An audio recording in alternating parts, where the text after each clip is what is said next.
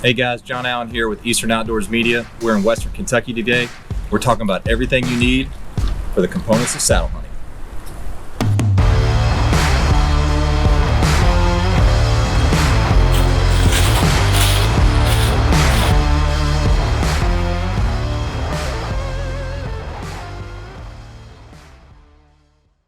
All right guys, when we're talking about saddle hunting, there's three basic things you gotta have in mind. First is how you're gonna get up the tree. I'm holding right here a set of Tethrd Skeletor climbing sticks. We're gonna talk about these a little bit more in depth. This is what I'm currently using to get up the tree. Previously, I was using these climbing sticks. These are XOPs, they're a lot bigger. They've got a longer distance between steps, so you can get a little more height, but they're bulky and they're hard to take into the woods when you have thick vegetation, especially early season. Another option, and this is something I used for 2 years, is climbing spurs or climbing spikes. They're light, they're compact. You can get up almost any tree with these. The only problem is they do create some damage to the tree, and in some public land spots, they're illegal. All right guys, the next thing you gotta figure out is what are you gonna do with your feet once you're at hunting height. I like to use Tethrd's Predator platform. There's also a method called using a ring of steps, which I don't have a set of those to demonstrate to you, but most guys are moving away from steps and using some sort of platform. There's a lot of different brands. This is Tethrd's probably most popular option. They've just come out with a carbon fiber one of these, but this is their basic model, not the XL. They come with an XL version, which is a little bit bigger space for your foot. But basically this is gonna attach to the tree, and this is where your feet are gonna go and where you're gonna be able to move around in your saddle on the tree. Third thing you're gonna need is a way to stay onto the tree. All right, so when we talk about saddle hunting, this is our saddle. Now this is a Tethrd Predator saddle. This is probably their most popular saddle. It's not the XL version, it's the regular size. And I've got 2 pouches attached to it. I've got their cyst hauler. This was one of their original pouches that came out. It's probably their largest pouch. And then I have their cyst 2.0. This has some extra little side pockets. And I've attached these with Molly to the saddle, you can see.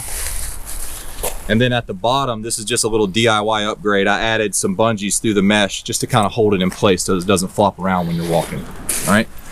So moving into the components of the saddle, first thing is you have a bridge, okay? Now what's unique about Tethrd Phantom saddle, one of the reasons why it's so popular is this has got a Prusik knot, which makes it adjustable. They call it Utila bridge. You can make that short or long for your comfort in the saddle. You've got your leg straps here, these little clips. This is what's going to go around your legs.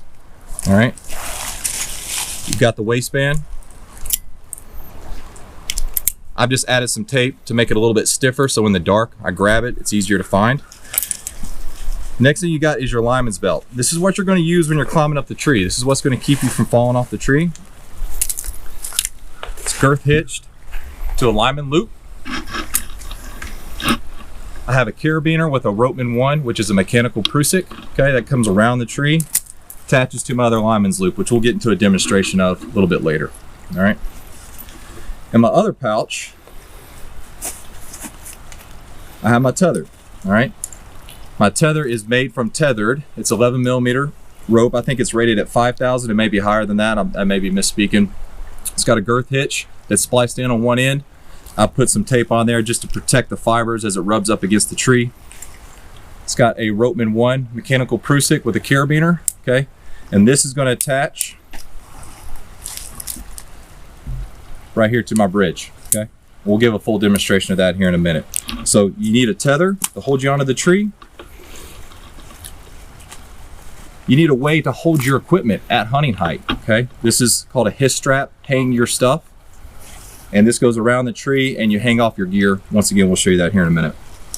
And then I have a couple accessory things. For me, this is called the recliner. It just goes around your back. So when you're in the saddle, if you want to lean back and kind of rest your lower back, you've got an option. And then I've got a way to pull my bow or bag up.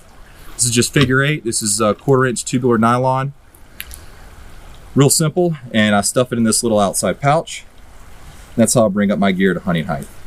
All right guys, so that's the basic components that you need to know for saddle hunting. The next video I'm going to demonstrate how I pack it up and how I move into the woods. It's really lightweight and compact. If you're a public land hunter like me, it's a great setup. It's going to get you farther, deeper, and you're more than likely going to have better success hunting.